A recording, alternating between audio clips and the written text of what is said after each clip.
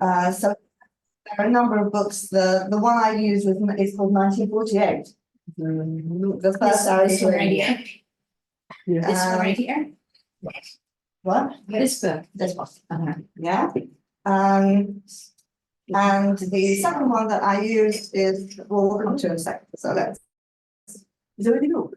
I'm sure that there is milk. Thank you. Thank you. Call for milk here.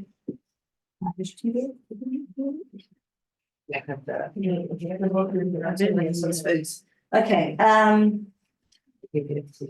So I call this how Israel created the refugee problem and UNRWA perpetuated it, but that's not necessarily, that's like a starting position, and we can revisit that as we talk.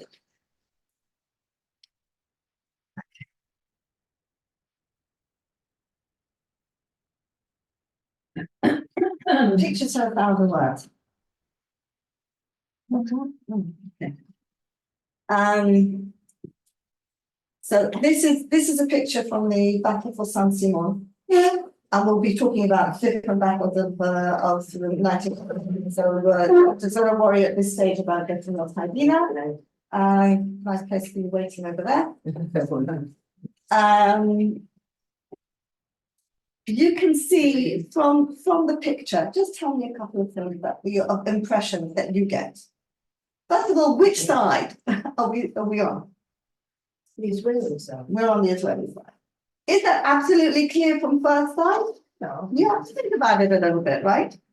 And secondly, what kind of army does this look like? Not very very primitive. Primitive, not professional. One of the big Graduates of the resistance. one of the big challenges of 1948 is how do you take the three different militias who've been functioning underground during British rule and turn them into an army. And again, we're going to see that that's a very big challenge for the progression of the war. It's really hard to turn on the TV. Yeah. Is everyone okay with that?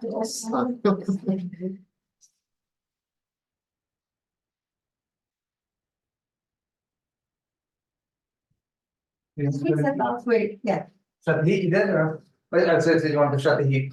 Or turn it down. Oh, yeah. If it's on, it's gonna, you get cold, it's gonna back on. Right, if anybody's told you that. Yeah. Okay.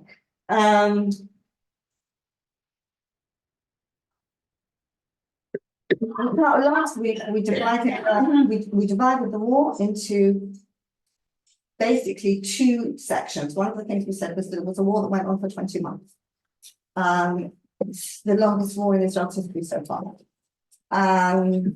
But we also said that it divided, it wasn't ongoing in the active sense all the way through. There were pauses in the war, and that really it started from November 1947, the end of November 1947, from the moment of partition.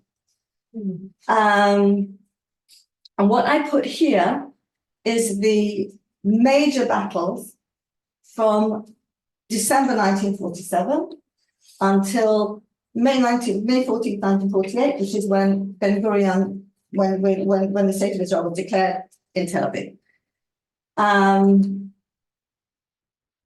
This is not. This is the description from the 9th of December, from the Haganah, of what is going on. And one of the questions is, why is this happening? So on the 9th of December, the information is Arab refugees are sleeping in the streets of Jaffa. Rich people are emigrating to Syria, Lebanon, and even Cyprus. And wealthy families are leaving all the coastal cities and heading inland. What's going on? This is the beginning of a voluntary population displacement, which is happening, to me, one of the very big We don't really know to what extent people are influenced by what's going on in other parts of the world. But there is a very, very big population displacement going on at almost exactly the same time, just a few months earlier. Where is it? In Yeah. India, The British. right? The end of the British Raj is in 1947. And the declaration of Pakistan, the separation between India and Pakistan is about a year earlier. And as soon as it moves into action, there are enormous population shifts of Muslims from India to Pakistan and from Hindus from Pakistan into India. And there is tremendous, impossible, terrifying violence accompanying those population shifts. I think that you can't forget that that is in the background at the end of 1947. Also in the background is the experience of 1929 and 1936 to 1939, the two big Arab revolts, in which there's lots of violence, lots of actions against, it's sporadic and incidental, but ongoing violence against civilians from both sides. And people are saying, we don't want to live through that again. And so anybody who lives in what's slated to be, and again, everybody knows where is going to be the Jewish state and where is supposed to be the Arab state. That's right, because the partition already. Because for the partition, how many you go? The lady one is here. Oh, wait, there's a chair. She's very wondering. And the partition boundaries have already been drawn and everybody's aware of that. That's the next thing that we're going to look at. So there is already the beginning of an exodus of Arab families who have the wherewithal to shift themselves from where there's a big concentration of Jews to where there isn't. And so far, very little, this is when nothing's really happened yet. Almost nothing's really happened. It's just in with the fear of what might be in the background. The question is, what do people assume is going to happen? What are their long-term plans? Are they doing what they did in 1936 when they said, okay, we'll just move away for a little bit, we'll go on a long holiday until the British get a handle on this, and then come back? And to a great extent, that's probably the assumption. By the end of March, it's already a very different picture. Most wealthy and upper middle class families have fled from Yafo, Haifa, and Yerushalayim, and a few have also left Emek HaYarden, the Jordan Valley. And altogether, about 75,000 have moved. So by the time the state is declared, a very large number of Arabs have already decided that this is not a good place to be. And then what happens? Altogether, by the time we get to the end of the War of Independence, 350,000 Arabs will have moved. That's a very big difference. What created the impetus for it's more than traveling, it's almost 5 times the number? Getting up, because who was staying put until then, suddenly deciding we're getting up on the move.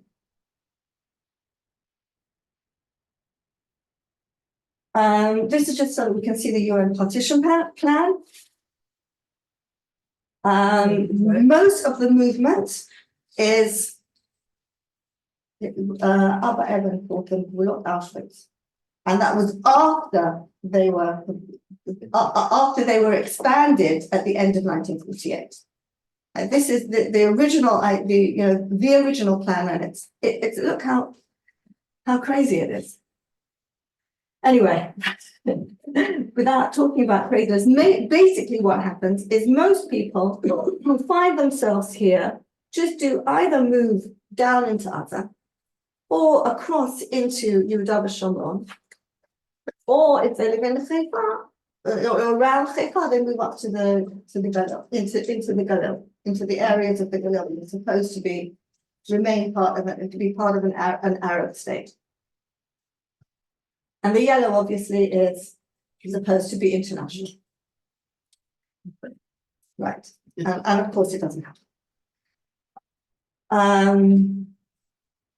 So most people are not moving very far, and they're doing the kind of thing that people are doing now from our point of view. You know what? Possibly in Azar as well. But people go and find, okay, we have a really good friend who lives in Tibon, and we're not very comfortable with Katyusha falling into the bit. We're going to go there for a bit.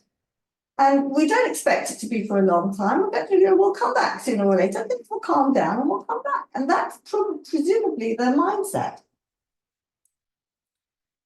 Where most of the shift comes from. And this is what the Haganah intelligence report said in 1948. Most people were propelled by fear of being caught up and harmed in the fighting. Some may have feared life under Jewish rule. It's probable that most thought of a short, temporary displacement with a return within weeks or months on the coattails of victorious Arab armies or international diktats. What does everybody assume is going to happen? We're gonna move. Everybody knows this is going to happen. The deadline is May 1948. What do they assume will happen in May 1948? Up until then, everything that's going on is internal civil war between Jews and Arabs in Mandate Palestine. From May 1948, the assumption is all the Arab countries surrounding the new state of Israel will get in their tanks and move up their armies and come and attack. And both sides are absolutely aware of that fact, or that's their assumption. And so the Arabs think, okay, this Jewish state doesn't stand a chance being invaded from Syria and Jordan and Egypt.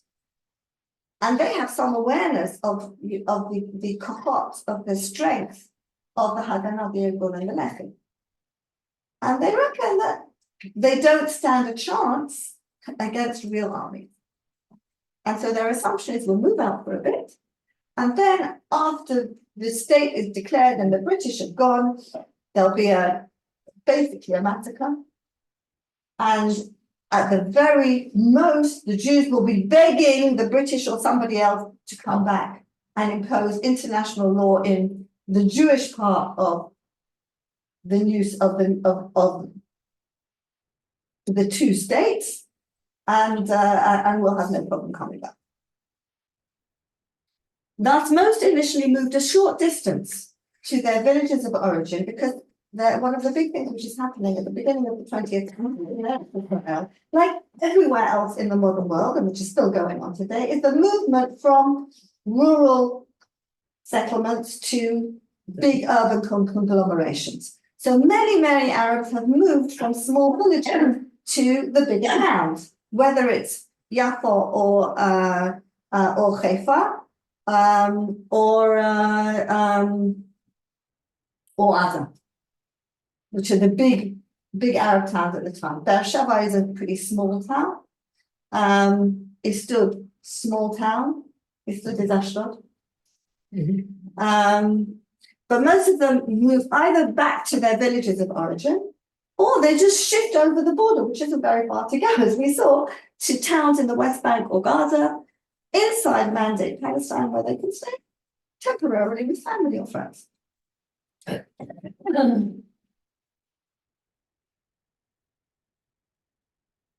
One of that awareness is an awareness on both sides.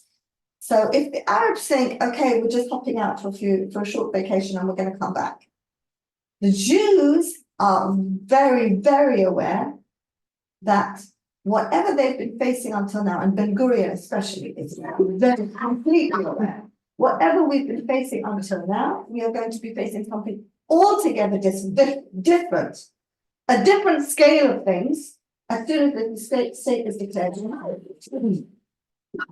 Nobody had tanks, nobody had aircraft. We weren't facing any of that kind of threat. As soon as the state is declared, there are going to be tanks and aircraft massing on our borders. How are we going to deal with that? The biggest fear is exactly the same fear that we had, that Sahel had on the 7th of October. What was that? What's that fear?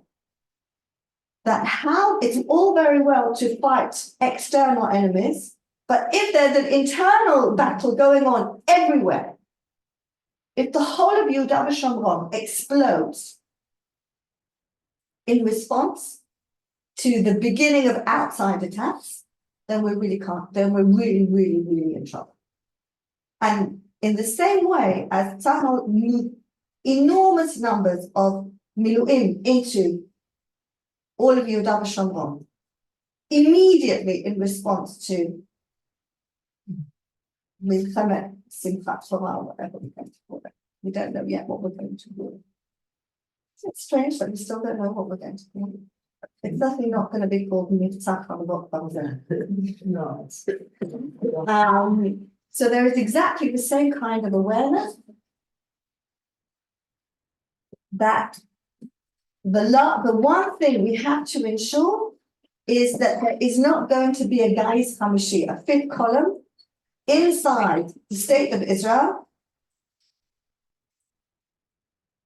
curtailing our movements, preventing troops from getting from one place to another, cutting off Tel Aviv from Yerushalayim, which has been going on, which is exactly what's been going on. There has to be a plan to connect the different parts of the Jewish. One of the things you saw in that partition plan, one of the suicidal things in that partition plan, if we go back for a second,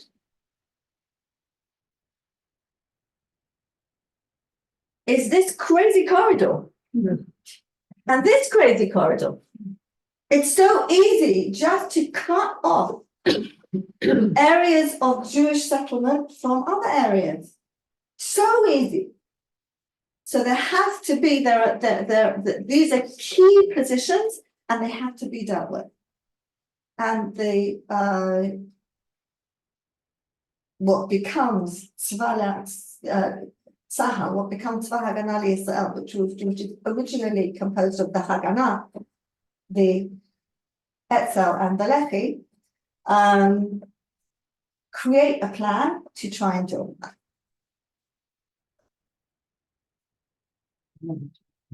Things.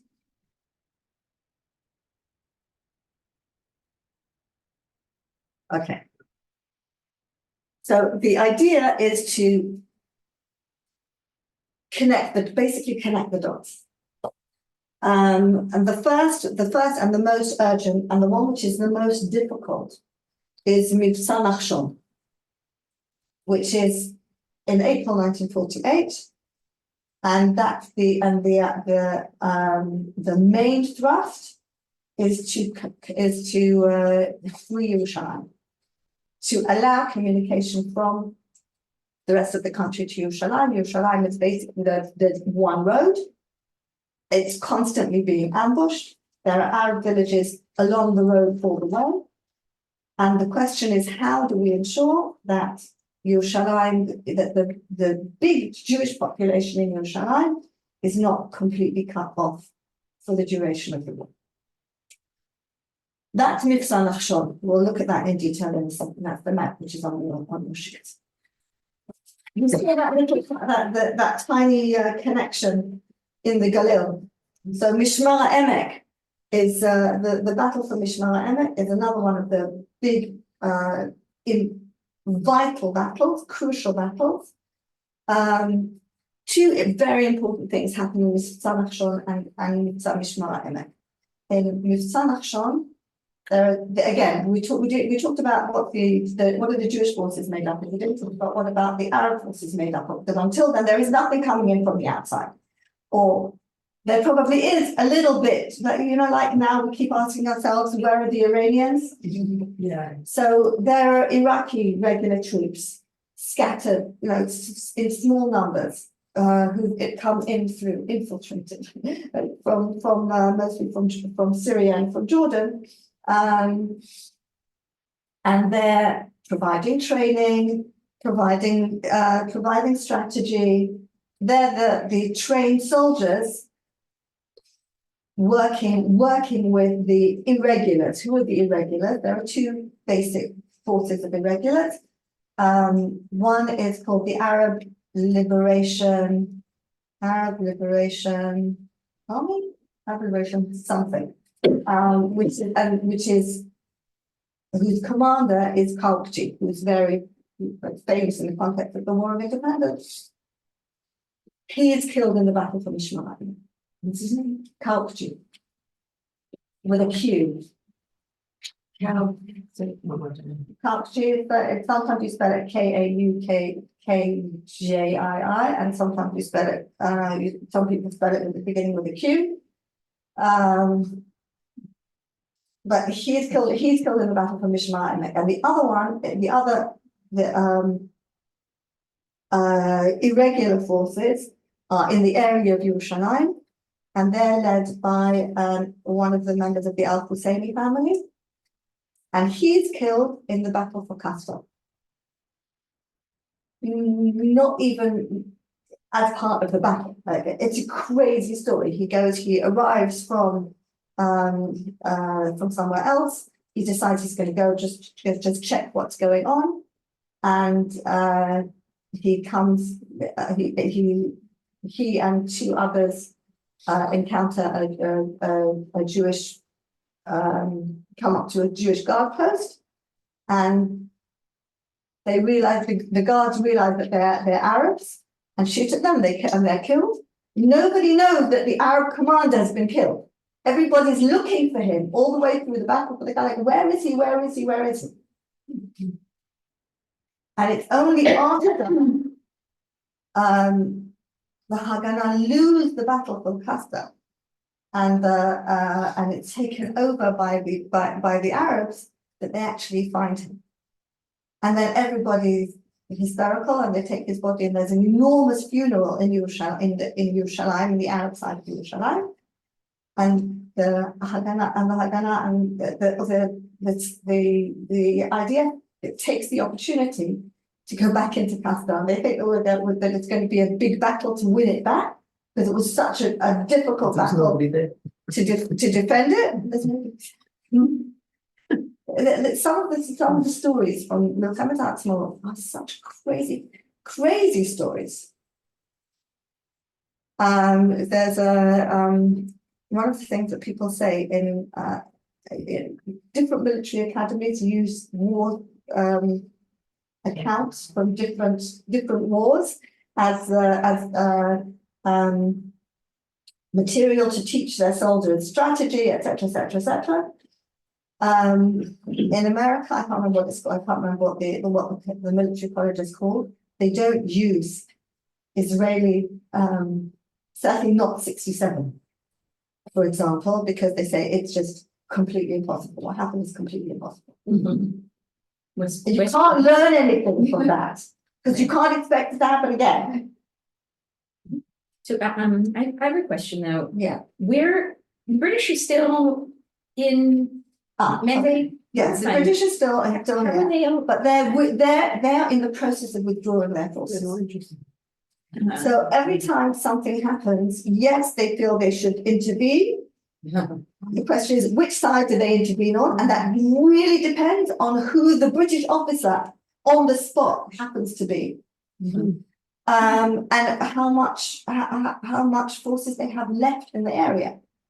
And at some point, they take people who've been already evacuated from Mandate Palestine and bring them back. We'll see where that happens. Okay, so you have all these battles. There's Mishmar HaEmek, there's a battle in Haifa, between basically the Jewish neighborhoods of the city against the Arab neighborhoods of the city. But there's an enormous evacuation of, like, Arabs leave after that, even before that battle. There's Operation Yevus, which is again part of the attempt to keep Jerusalem accessible, which is a pretty disastrous set of 3 battles. There's a battle in Nevi Samuel where very large numbers of Kochot Sa'ar are killed, and it's not conquered. It remains part of what will become Jordan after the war, until 1967. There's a battle in Sheikh Jarrah, which is supposed to enable access to Har Tzofim, which is a muvla'at. How do you say muvla'at in English? An enclave? A Jewish enclave with a little tiny corridor in the middle of Arab Jerusalem, and there's one of the convoys to supply Hadassah, in the same way that the convoys to supply Jerusalem and the convoys to supply Gush Etzion are all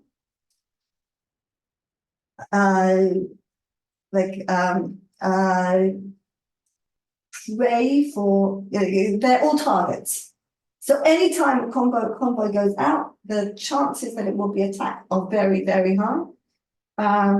The convoys to Hadassah are, because they're medical convoys, they're academics and medical staff, are generally until the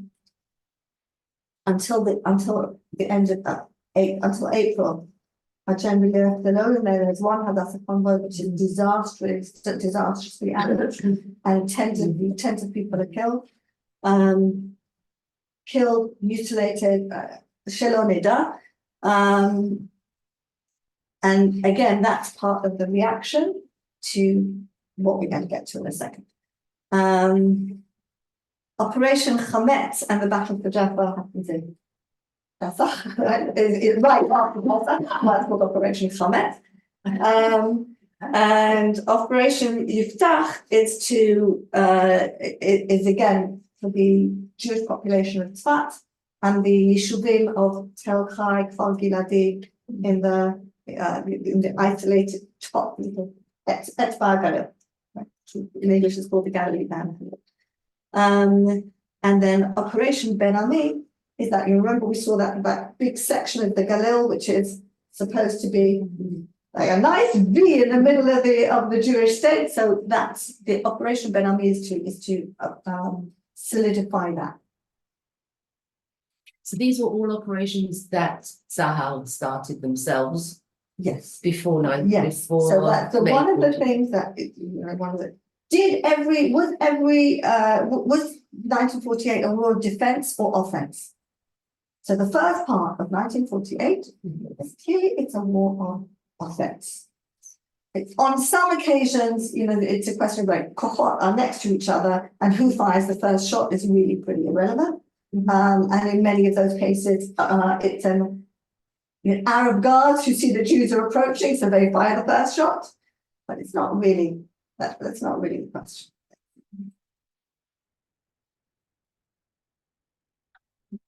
Okay, so If we look, we accepted the partition only in theory then. but We basically, didn't really accept it because we wanted to reconquer or take over those lands that were supposed to be Arab. Oh, but they had rejected it. that's what they didn't accept. That they didn't accept it. Having rejected it, we could Right, justify so they it, say didn't- we're going on. They said they're not going to recognize a Jewish state. They said that they're going to attack a Jewish state as soon as it comes into existence, right? So the urgency is, how do you deal with those nikudot? How do you deal with those terribly vulnerable? How do you stop the Jewish state being cut in half? Literally cut in half.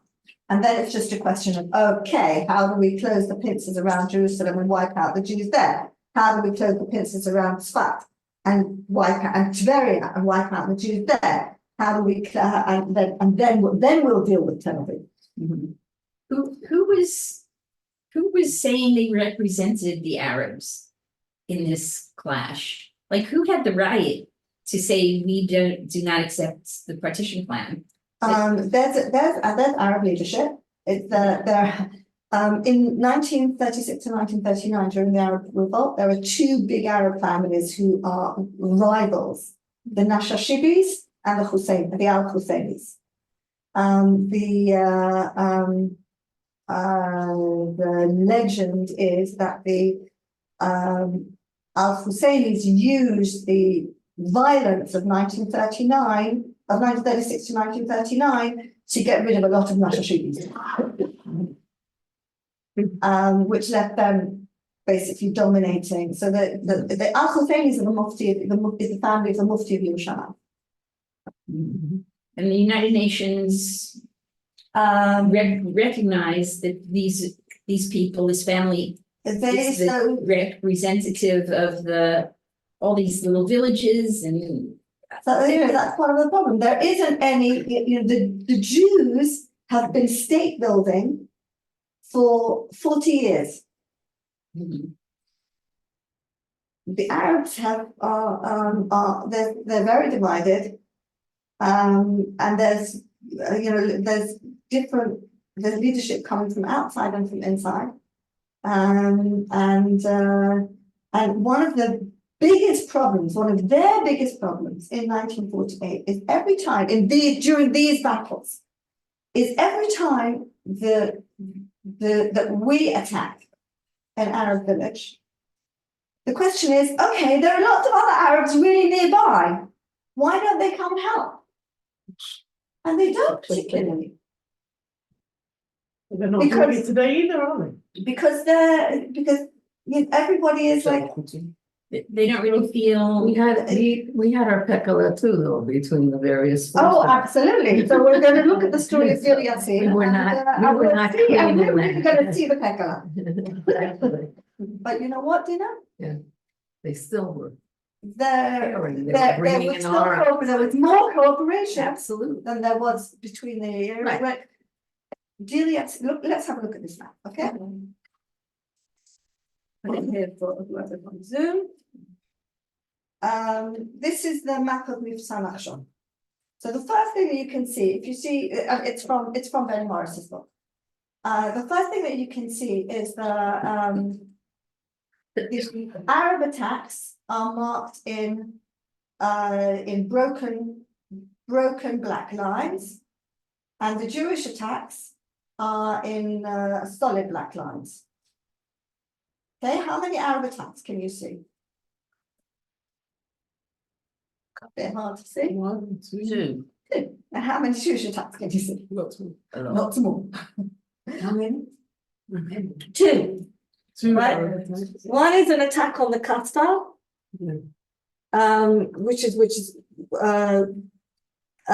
which we talked about.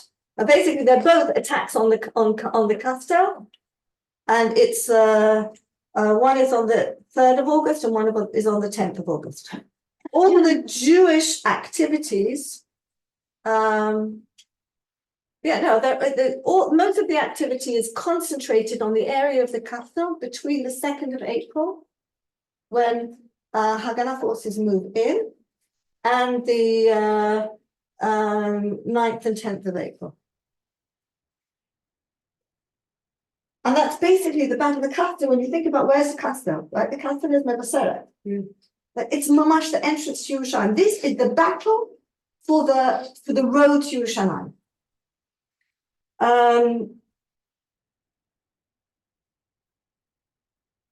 And then the events which follow on from there are really about, how do you maximize the fact that you're holding the Kastel? How do you make sure you can continue to hold it? Within the framework of Mivtza Nachshon, of trying to hold the road to Yerushalayim,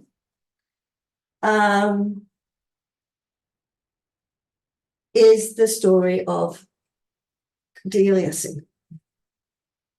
And that's the story that we're going to look at now. But you can see that it's very much part of the same of that area. And if you want to hold the road, it makes sense. Like, where do you need to? Where would you say you need to hold? You need to be able to hold. Abu Ghosh is interesting because Abu Ghosh cooperated. Suva, Castel, Deir Yassin, Colonia, they're all attacked, right? Why is Abu Ghosh not attacked? Because the Arabs there are cooperating with the Jews.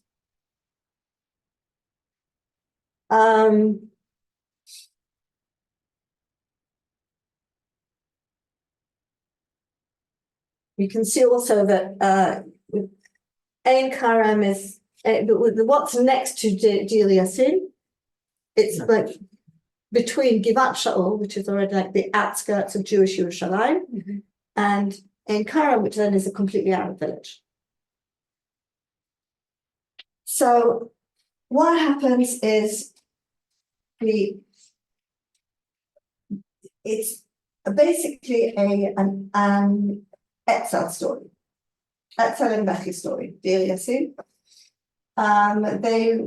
There's rivalry between the three groups, particularly basically between the Haganah as opposed to the Etzel and the Lechi. The Etzel and the Lechi want to prove that they're also able to do things, they're also part of the army, they're also making a difference. They suggest to the Haganah that they're going to take a project for Mivtza Nachshon, which is going to be their project.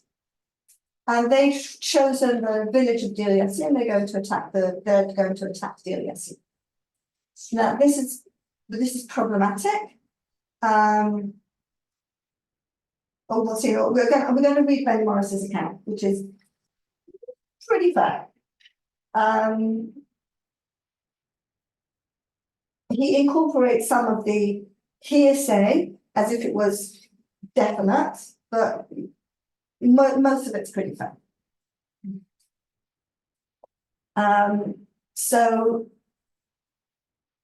he starts off by just telling us about the relationship between Deir Yassin and the Jews. The relations between Deir Yassin and the adjacent Jewish Jerusalem neighborhood, I should flip this, right, had been shown. In 1929, gunmen from Deir Yassin had attacked Givat Shaul. Right, that's 1929. Everybody was attacking everybody, they got on the bandwagon. Okay. In August 1947, and again the following January, representatives of the two communities had signed mutual non-aggression pacts. There is an agreement between the Mukhtar of Givat Shaul and the Mukhtar of Deir Yassin. We're not going to fight each other. We're going to try and keep things peaceful.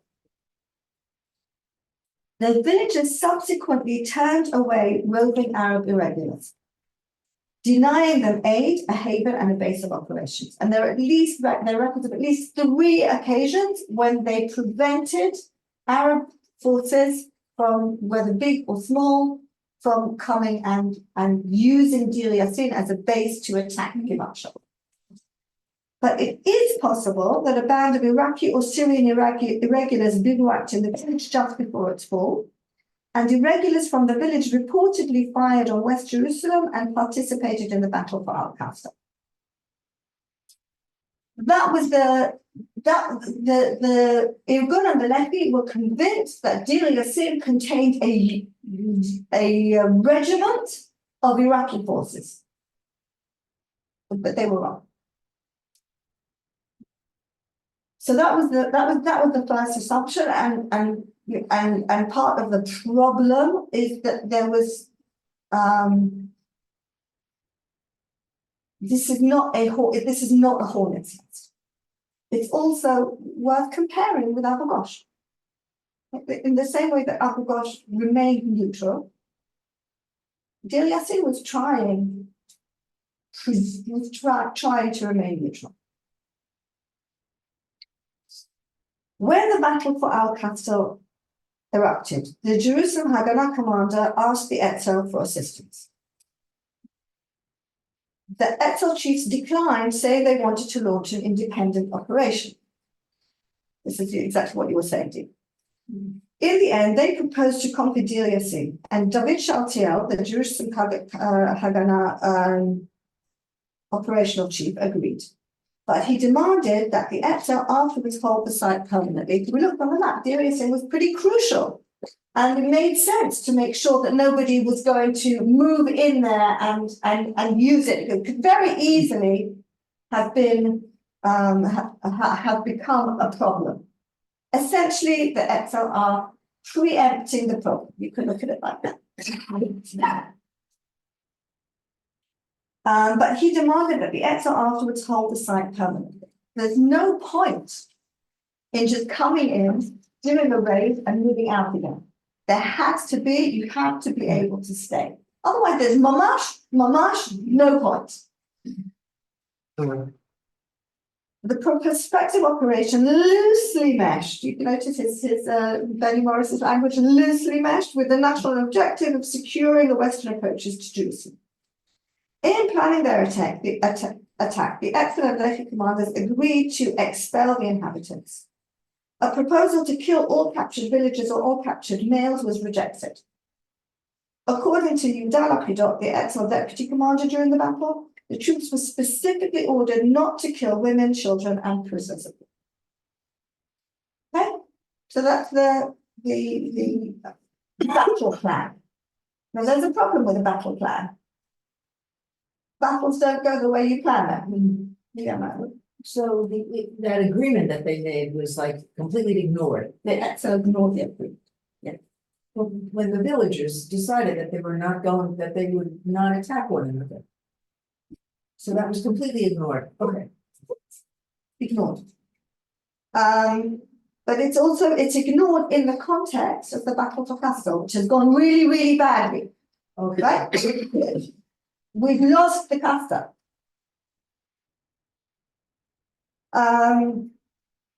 Okay, early on 9th April, the Etzel and Lehi troops, together about 120 men, advanced on the village from the western edge of Jerusalem in 2 columns, with a van carrying a bullhorn as a megaphone between them.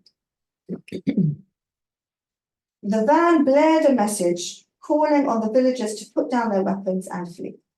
Okay, so like the Etzel are saying that they did have a warning in advance, telling everybody we're coming in, we don't want to hurt you, get out.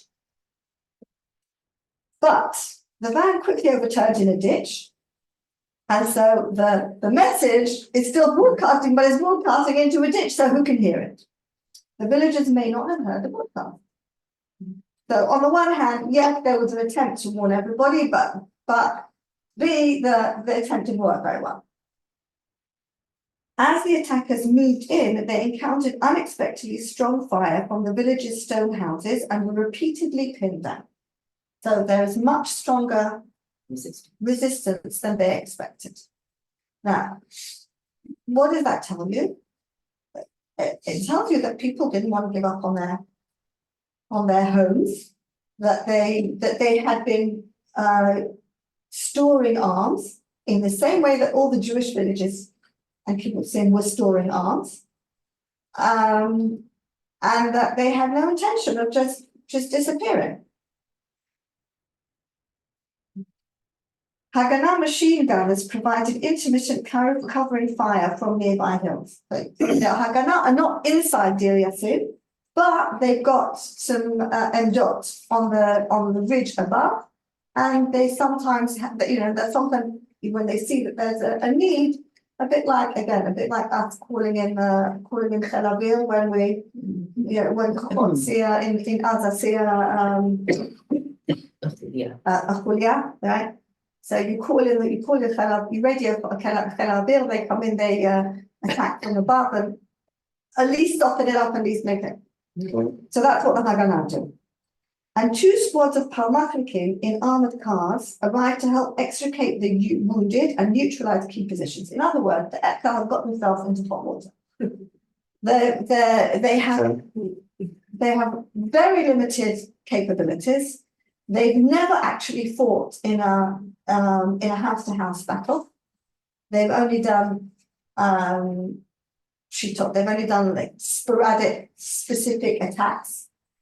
And they don't really know what they're doing. They don't know how to do it. They certainly don't know how to avoid killing civilians, especially if they're going house to house and people are firing them from the house. So they're scared, vulnerable, and they eventually come up with a method of overpowering the houses. What is that method? The Etzel and Lehi troops move from house to house, lobbing in grenades and spraying the interiors with small arms fire. And then you go in. That means that you don't know who's inside, and basically anybody who is inside, whether they're men or women or children, don't stand a chance.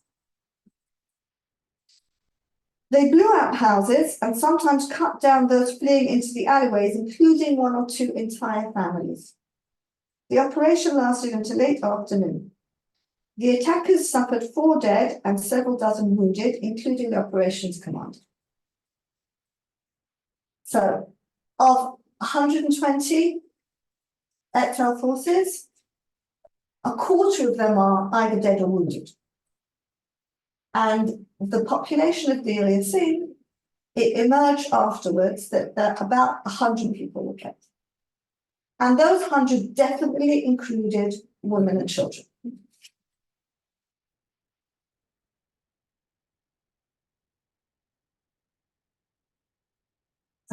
Let's skip this for a minute.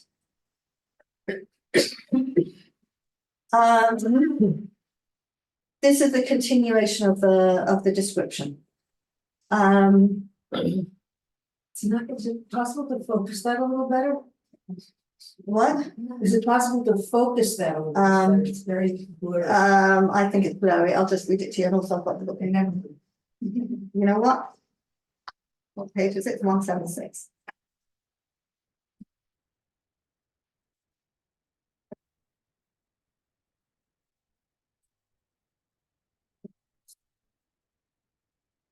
No, it's not.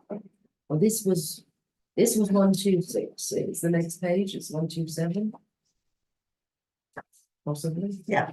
No, it's not blurry.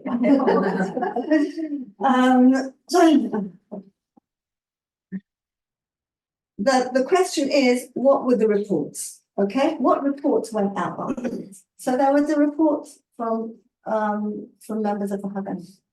There were the reports that went out that were given out by Arab spokesmen. And they all tended to, well, this is an example of the Haganah report, intelligence report. The conquest of the village was carried out with great cruelty. Whole families, women, old people, children were killed. That's absolutely true.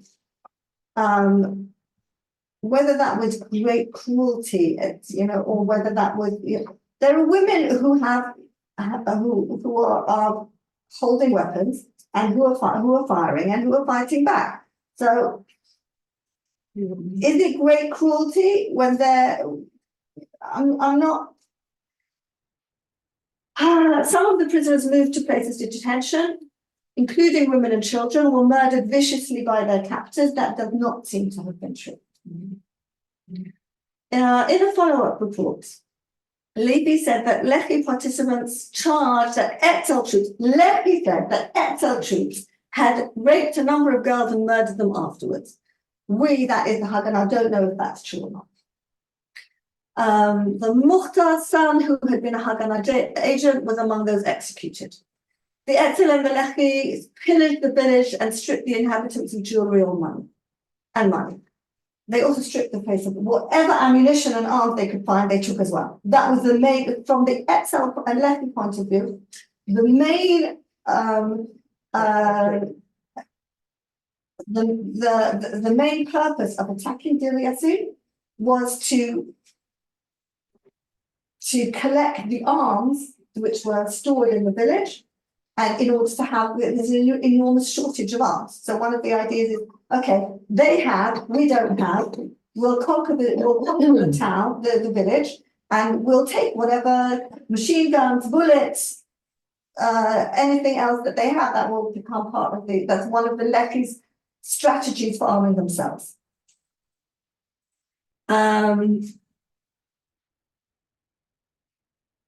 Where are we up to? Altogether, 100 to 120 villagers died. Although the Etzel Haganah, Arab officials, and the British almost immediately inflated the number to 254 or 245 for propaganda reasons. Right? The British wanted to say everything's a terrible mess. The Jews are massacring the Arabs. We have to come back. The question is, why did the Arabs inflate the numbers? Everybody condemned the event. The Jewish Agency condemns it, the Haganah condemned it, the Chief Rabbinate condemned it. The Jewish Agency sends a letter to King Abdullah in Jordan saying, we're really sorry. And he says, well, don't say really sorry. You run affairs in the Jewish state. It's your problem. But the real significance of Deir Yassin lay not in what had actually happened on 9th of April or in the diplomatic exchanges that followed, but in its political and demographic repercussions. In the weeks after the massacre, the Arab media, inside and outside Palestine, continuously broadcast reports about the atrocity, usually with blood-curdling exaggerations, in order to rally Arab public opinion and governments against the issue. Without doubt, they were successful. The broadcast fanned outrage and reinforced the Arab government's resolve to invade Palestine 5 weeks later. Indeed, Abdullah was to point to the massacre at Deir Yassin as one of the reasons he was joining the invasion and why he could not honor his previous assurances of non-belligerency vis-a-vis the issue. Because Jordan was all the time negotiating, and they weren't clear that they were going to actually join in. And from this point, now notice that it's already become a massacre. And a massacre means that you take people that you captured and you kill them, and that doesn't seem to be what happened, apart from one point in the battle where a family came out of a house, a family of 11 people came out of a house, basically with their hands up, and an Etzel fighter who was holding a machine gun sprayed them. And that's where the picture of people lined up against a wall and massacred, that's where it comes from. It was one person, it was 11 people. It's a massacre of 11 people is still a massacre, but it's in the middle of the battle. It's not everything finished and then they took people out. And there are reports from the Red Cross representative who came in, spent an hour wandering around Deir Yassin, and then broadcast his own conclusions, which included a report that prisoners were taken to Yerushalayim and then brought back and killed in Deir Yassin, and he wasn't there at the time that was supposed to have happened. So there was Red Cross reports, there are British reports, there are Haganah reports, and there are the Arab reports. And they're all exaggerating and inflating the number of people killed and coming up with stories that didn't happen. The most important immediate effect of the media atrocity campaign, however, was to spark fear and further panic flight from Palestine's villages and towns. The broadcast may in part have been designed to reinforce Palestinian Arab steadfastness. They've done this time, but one of the reasons that the Etzel attacked Deir Yassin was because of an attack in 1939 on Givat Shaul, in which one of the relatives of somebody from the Etzel was killed. So to a certain extent, it was part of a revenge cycle. And the Arabs think, okay, we'll tell everybody what happened, and they'll be stronger in their resolve to resist the Jewish attacks. And what happens is exactly the opposite. Yet their effect was quite the opposite. Hearing of what the Jews had done tended to sap morale and precipitate panic. Indeed, the Etzel immediately trotted this out in justification of the original attack. They didn't have any idea that this was going to happen. Right? They planned not to kill any women or children, not to kill any prisoners, and the most of the village should run away. 900 people out of 1,000 did run away. Or certainly 900 out of 1,000 survived. All of the prisoners who were taken were basically dumped in the Iratika, in the Arab part of the Iratika. Nobody took care of them, but they weren't, held prisoners because the Arabs didn't have anyone to hold they couldn't hold the prisoners. They didn't have the capability. They couldn't even deal with holding on to Deir Yassin or cleaning up Deir Yassin and burying the bodies. There was an enormous argument between the Haganah and the Etzel who was going to go and bury the 100 people who are lying in the village. And in the end, I think it was that the Etzel started. They didn't do very much. The Haganah changed their mind whether the people were supposed to be taken out of Deir Yassin for burial in Yerushalayim or buried in Deir Yassin, so they started putting them on. In the end, they brought Gadda, Tichonistim, to hold on to Deir Yassin. Who? High school students at the end of their high school, when they graduated, and they gave them guns and took them to Deir Yassin and said, "Okay, you stay here." And it was their officers, the people in charge of them, who did the work of taking away the bodies because they didn't want the high school kids, the 18-year-olds, so that should be their first encounter with war.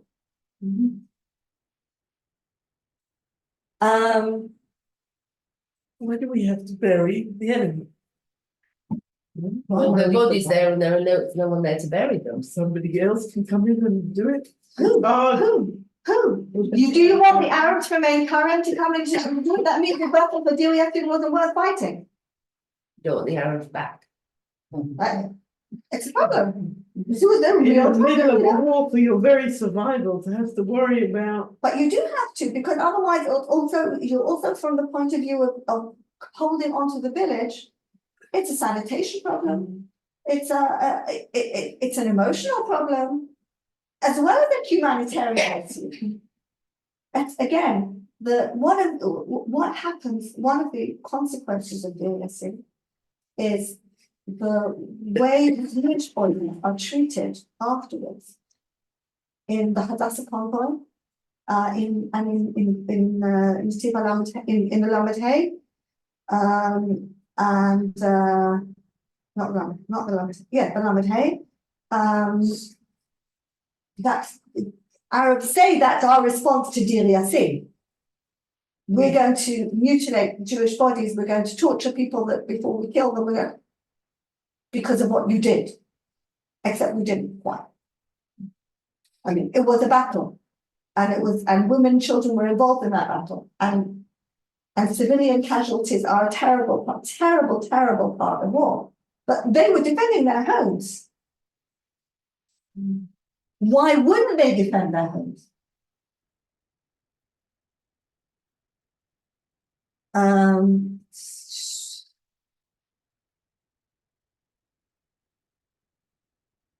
What we're not getting to is because I've run out. Can't I go 5 minutes over time? Can I go 5 minutes? I can go 5 minutes. Okay. This is a book by Eliezer Talbot, which came out a couple of years ago. The Massacre That Never Was, where he's taken accounts of Deir Yassin by people who were actually there from the Etzel and the Lefi. Haganah reports. Or any people who are around who experienced it.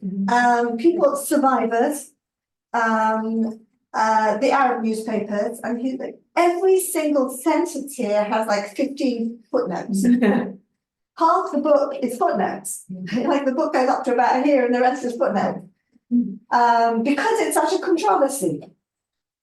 But his conclusion is that, and it's basically what we've been saying, that it wasn't done the way it should have been done. But then the war didn't happen the way it should have, what anybody would have liked it to happen, because wars dictate their own circumstances. The problem is publishing a book 80 years on doesn't change the narrative that's already caused so much destruction Yeah. and shaped the way the Arab world reacts Yes, to us. listen to this. What was the source of all the stories of rape? One of the first to meet with the fugitives of Deir Yassin when they arrived in Arab Jerusalem was Khazim Nusayba, the Arabic news editor of the Palestine Broadcasting Service. He asked Hussein al-Khalidi, the senior Arab authority at the time, how to cover the story. What slant should I give it? We must make the most of this, Khalidi answered. I think we should give this the utmost propaganda possible, because the Arab countries are apparently not interested in assisting us, and we are facing a catastrophe. They were worried that after May 1948, Syria, Egypt, and Jordan would not lift a finger. They certainly knew that Jordan was very much considering not lifting a finger. Khalidi also hoped that such stories would strengthen Palestinian sumud, determination to resist. He issued, sumud doesn't mean determination to resist, sumud means the connection to the land, but long shot. That's what gives me the determination to resist, right? He issued Nusayba a strongly worded communique containing stories of rape and all kinds of other atrocities, which were quickly broadcast and published all over the country. So it's the senior Arab authority, the Arab governor of Jerusalem, is telling the Palestinian broadcaster who's spoken to people from Deir Yassin, telling him what to say. And that's where the stories begin. Some of the fugitives were summoned to Khalidi's headquarters. We want you to say that the Jews slaughtered people, committed atrocities, raped and stole gold, he said to them.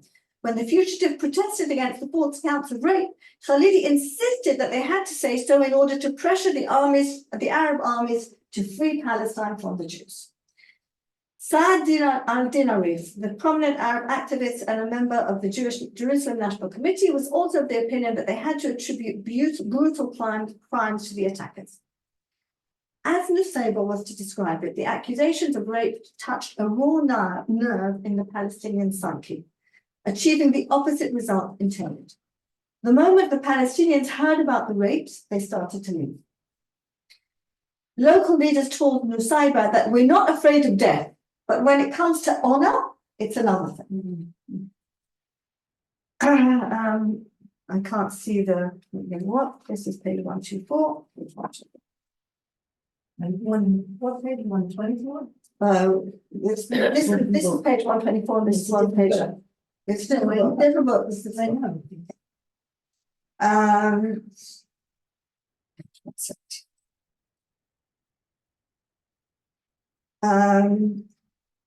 Israeli intelligence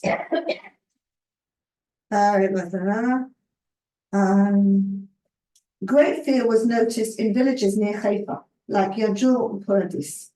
The residents of the former of Yagur left in the second half of April, while the residents of Paradis approached the Haifa's National Committee for help. Otherwise, the Arabs are panicking all over the country because the Jews are coming to murder and rape them.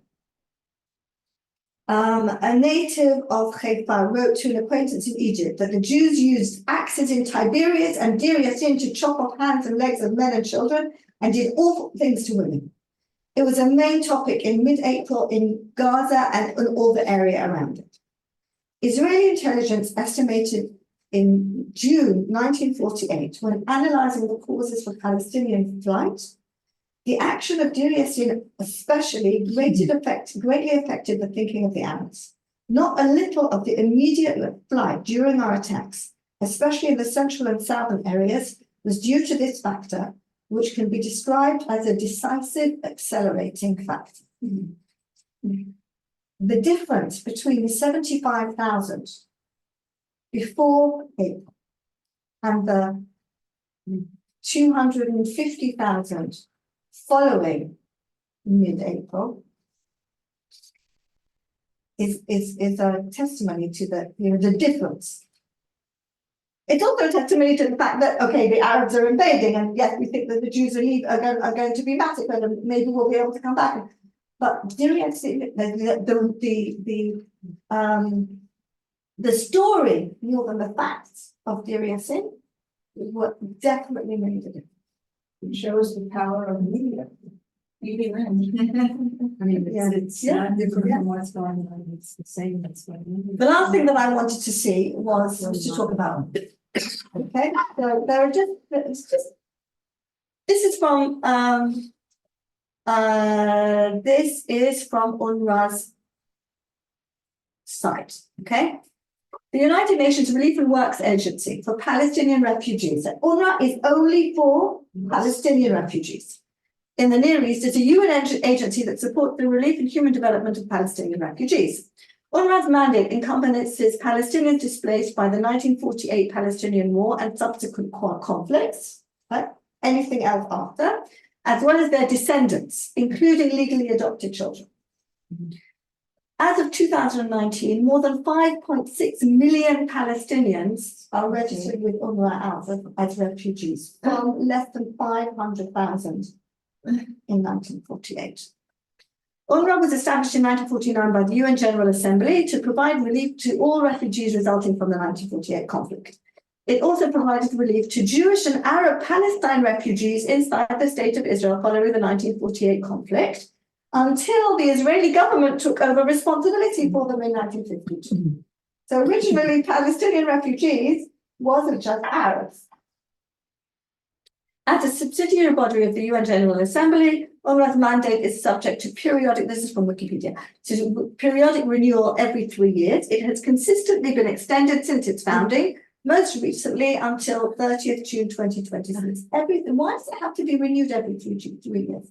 Because the idea of a refugee organization is that it's supposed to temporary.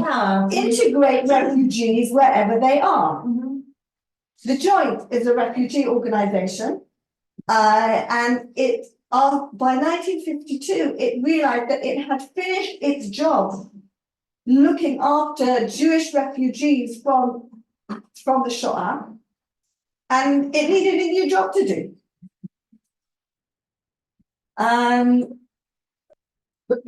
That has not been the case with UNRWA. UNRWA's job is essentially to perpetuate and prevent the resettling of anybody displaced by 1948. Now, on the one hand, we said, you're not coming back. That was Ben Gurion's declaration. It was also part of the Haganah and the Sahel ethos, that when we occupy somewhere, we stay. And that was the question created. Who is going to stay there? We're desperate. We haven't got enough troops to fight any of our battles, but we have to have someone to sit in Deir Yassin, because otherwise they'll come back. But it's now today, UNRWA doesn't just perpetuate the. Well, so we've seen what UNRWA are doing in Gaza, right? Right, they're actually. Unbelievable. Yeah, it's much worse than that. They're part of Well, the infrastructure. The Palestinian Refugee Record Archive Project aims at rebuilding and preserving the family trees, and by extension, the refugee status and associated rights of hundreds of thousands of refugees who were displaced from their homes in 1948. A small UNRWA team, all of them Palestine refugees from themselves, living in Lebanon, started to reconstitute the family trees of those who were displaced from one northern Palestine village during the Nakba. They rely on historic digitized UNRWA refugee records containing key information, including refugees' family composition, their place of origin, and life events such as marriages, birth, migrations, and death over the last 72 years. So they've been expanding the number of refugees to ensure that the problem remains a problem and doesn't go away. The physical files of refugee records remain archived in the 5 UNRWA field offices in Amman, East Jerusalem, Gaza, Beirut, and Damascus. UNRWA is the only UN agency dedicated to helping refugees from a specific region of conflict. Everywhere else in the world, the UN has a refugee organization, deals with refugees in general. It's distinct from the UNHCR established in 1950 as the main agency to aid all other refugees worldwide. So there's refugees worldwide and there's UNRWA. Unlike UNRWA, UNHCR has a specific mandate to assist refugees in eliminating their refugee status by local integration in the current country, resettlement in a third country, or repatriation when possible. But that is not what UNRWA is. So yes, we created the problem by being here. But UNRWA perpetuates the problem. And expands the problem and publicizes the problem. It's very much in there. As you said, media is key. So in the same way as the myth of Dear Yasser helped create the problem, the myth of Perpetual refugee status. Yeah, of perpetual refugee status is perpetuated by UNRWA. So we haven't learned much in 75 years, though. They're still doing the same thing to us. Mouse.